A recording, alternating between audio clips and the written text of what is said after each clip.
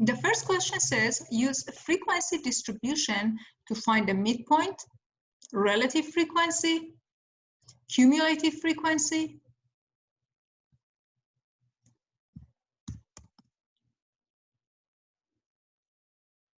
and describe if you see any pattern in your collection.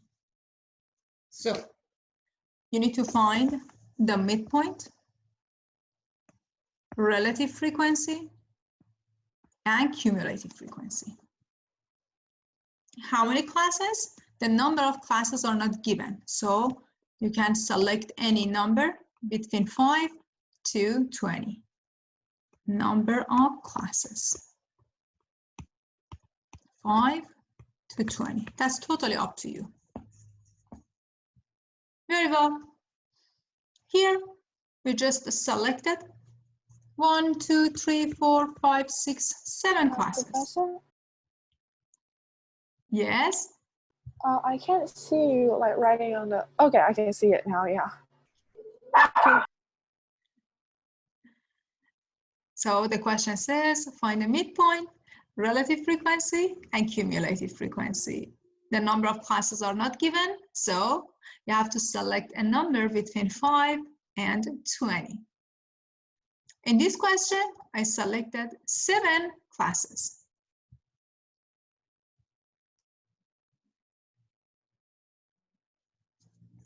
So you can find the range by taking the maximum minus the minimum. Then divide range by the number of classes to get your class width.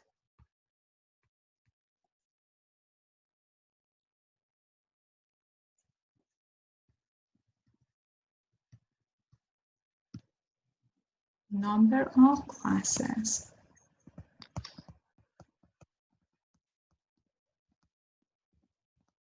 So as I mentioned before, for this question, I took 7 classes and my class width is 40. The first class starts at 65, stops at 104. Next class starts at 105, stops at 144. So as you can see, the class width, the difference between these two classes is 40.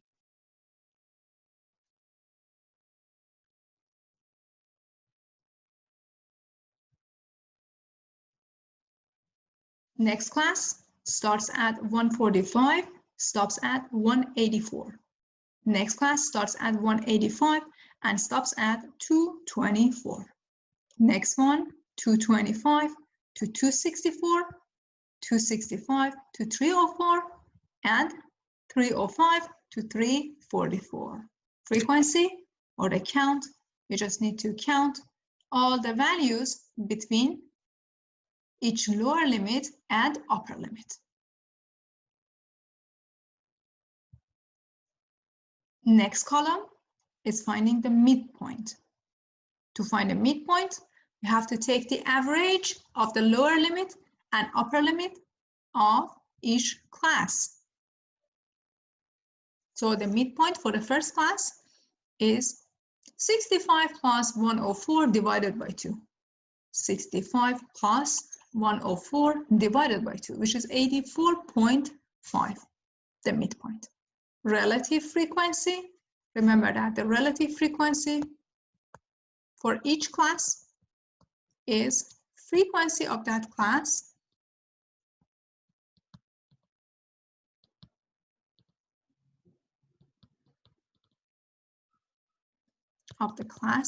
divided by the total number of values, the total number of entries in your collection, or sum of all frequencies.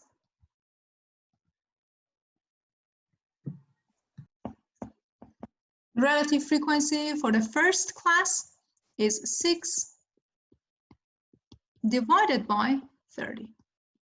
Relative frequency for the second class is 9 divided by 30. Relative frequency for the third class is 6 divided by 30. Relative frequency for the fourth class is 4 divided by 30. Relative frequency for the next class is 2 divided by 30. Relative frequency for this class is 1 over 30, and the relative frequency for the last class is 2 over 30.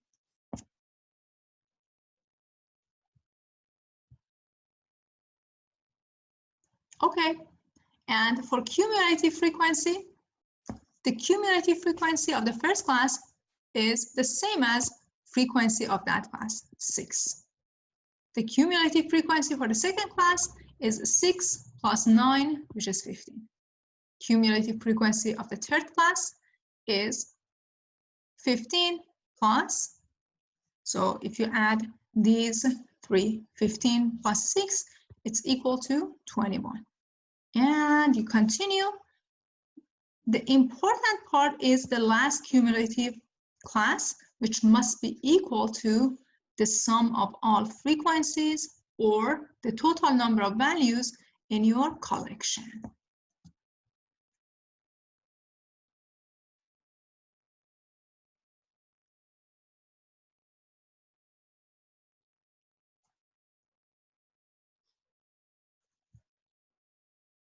Very well. That's for frequency table. Question 2 says, draw a relative frequency histogram for the frequency distribution. Very well, if you get back to your previous table, you have classes, you have relative frequencies, and on the horizontal axis, you have all the bins or all of your classes. On the vertical axis, you have your relative frequencies, which are in the form of percentage or decimal.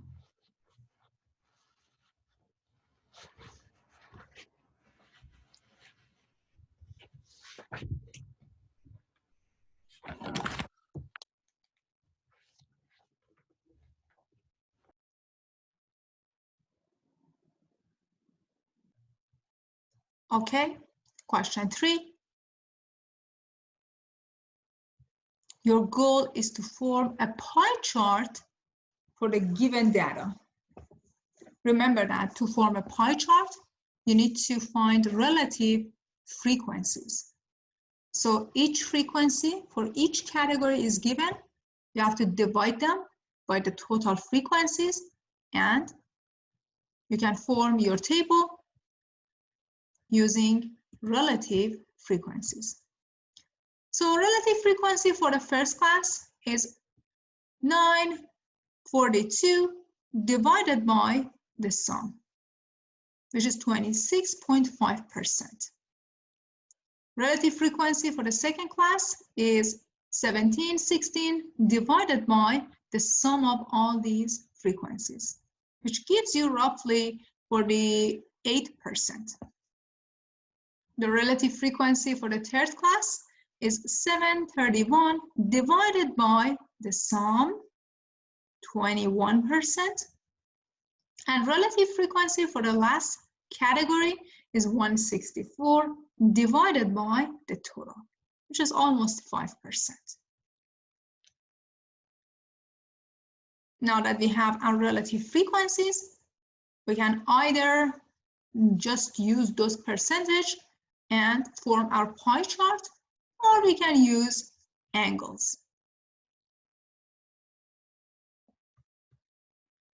To find each angle, you have to multiply each relative frequency by 360 degrees. So, for example, the first one is 26.5% times 360 degrees, which is almost 95 degrees, and so on.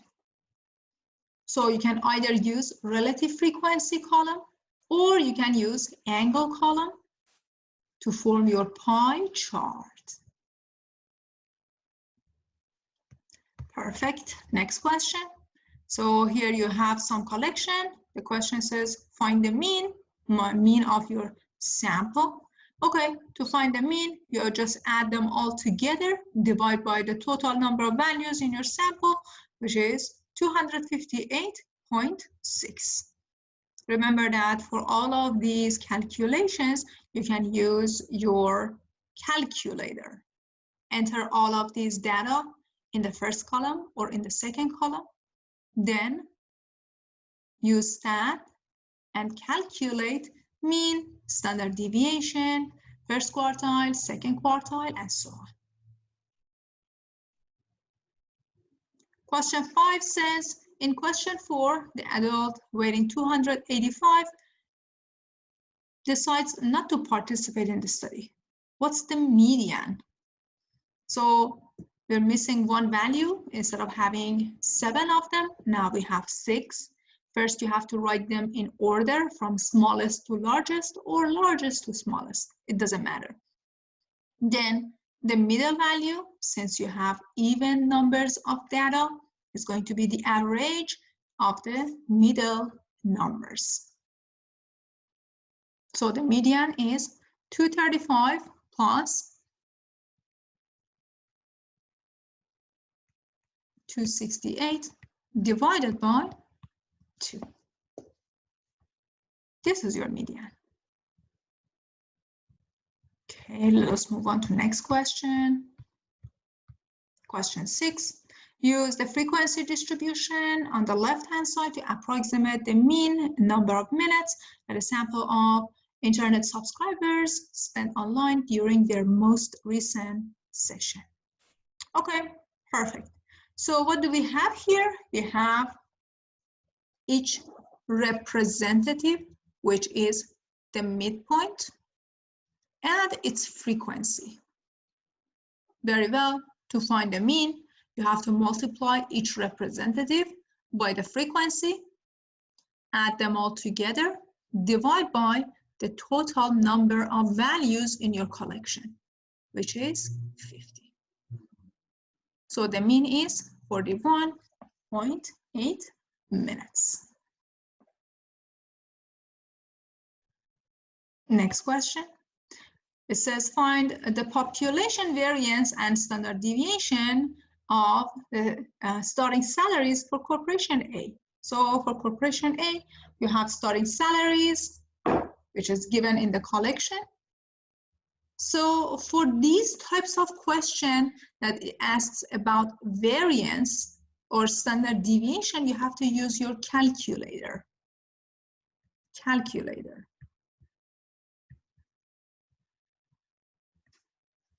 In the solution, you have the solution of using no technology. On the exam, I expect you to use your calculator. Enter all of this data in your calculator and find the standard deviation. After finding the standard deviation, then you can find the variance, which is standard deviation squared. So calculator doesn't give you the variance. Calculator only gives standard deviation. So you have your standard deviation, you multiply standard deviation by standard deviation to get your variance. On Canvas, you can find calculator instructions, how to enter the data, how to calculate mean, standard deviation, and first quartile, second quartile, the rest of them. You can write these instructions on your cheat sheet as well.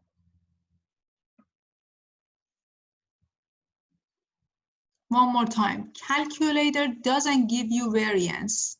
Calculator only calculates standard deviation for you.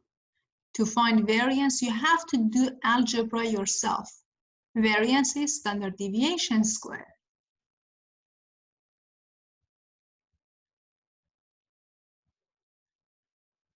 And remember that since this guy is population, you have to use Greek letter sigma.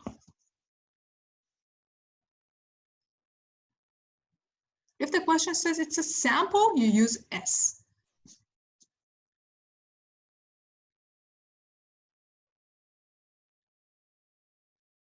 Very well. Next question. You collect a random sample. You have a sample. The question says, find the mean and standard deviation. Again, you have to use your calculator, follow the instruction.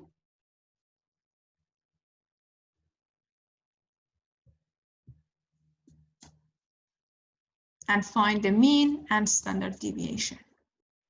Let's get back to calculator instruction. So first, you have to enter the data.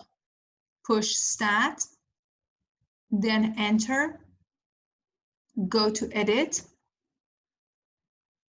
enter the data set in L1, then second, y equals to, you can plot it, you can use any graphing format, or you can stop at 2. So go to stat, enter, edit, enter all your data, all of these numbers in this collection in L1.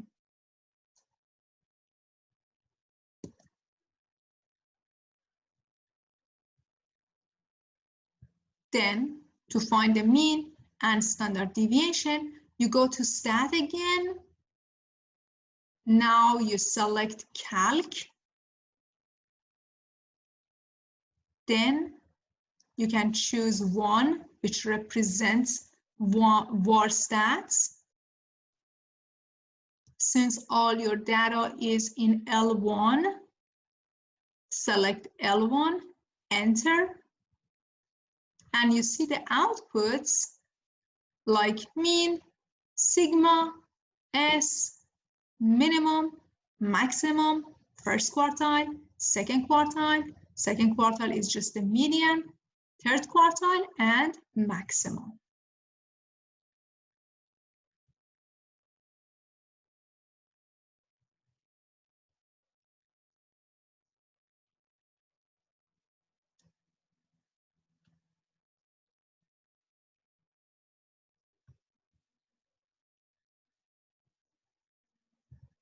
Very well.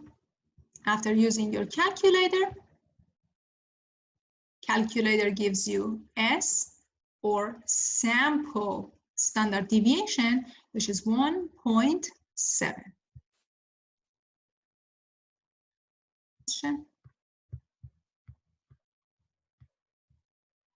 Okay, my favorite topic, quartiles.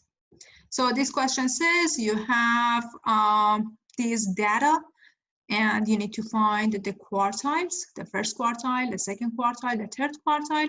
Here you can just list all of the values or use your calculator. Of course, using a calculator is much more easier.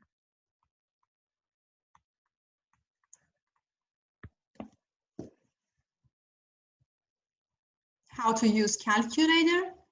It's exactly the same as finding the mean, standard deviation, and so on. Steps are exactly the same. So you go to stat, enter, edit, enter the data in set L1 or L2, that's totally up to you. Then you go to stat, calc, then you select one variable stats. If you enter the data in L1, you use L1. If you enter the data in L2 column, you have to change L1 into L2. If you used L3 to enter the data, this guy must be L3. Then enter.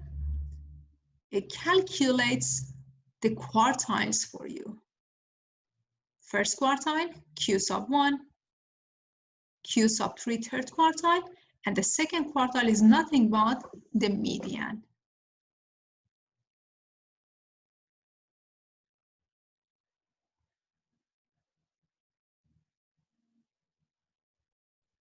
Very well. you have a collection of data, and the question says, find a percentile that corresponds to $30,000. Remember the formula to find the percentile. First, you have to write them in order. First,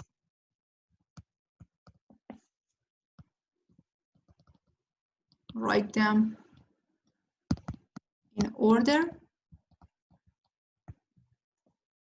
Then the percentile follows the formula. Count all numbers before X divided by the total number of entries.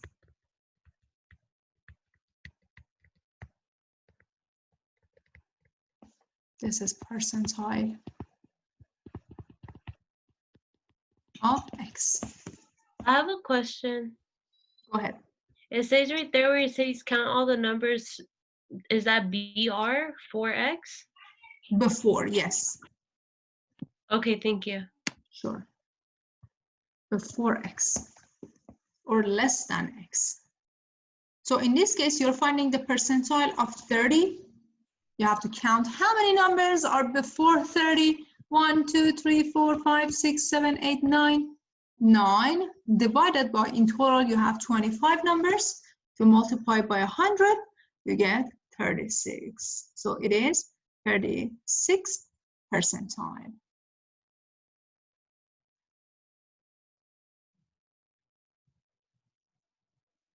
Guys, you must review 2 quizzes that you took.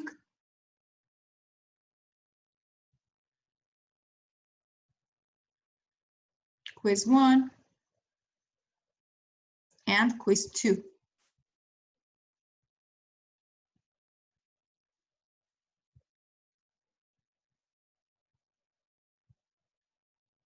Don't forget to review the questions. These questions are very important. And quiz 2.